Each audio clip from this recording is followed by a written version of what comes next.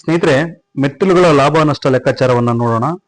ನೋಡಿ, ಮೊದಲನೇದಾಗಿ ನಾವು ಬಲಗಾಲಿಂದ ಪ್ರಾರಂಭಿಸಬೇಕು. ಮೆಟ್ಲನ್ನ ನಾವು ಇಡುವಾಗ ಸ್ಟಾರ್ಟಿಂಗ್ ಅಲ್ಲಿ ಮೊದಲನೇ ಕಾಲಾಗಿ ಬಲಗಾಲನ್ನ ಇಟ್ಟ ಅಂದ್ಕೊಳ್ಳಿ. ಬಲಗಾಲಿಂದ ನಾವು ಪ್ರಾರಂಭಿಸಿದಾಗ ಲಾಭ ನಷ್ಟ, ಲಾಭ ನಷ್ಟ, ಲಾಭ ನಷ್ಟ, ಲಾಭ ನಷ್ಟ, ಲಾಭ ನಷ್ಟ, ಲಾಭ. ಲಾಭದಲ್ಲಿ ಬಂದು ನಿಂತ್ಕೊಳ್ತು.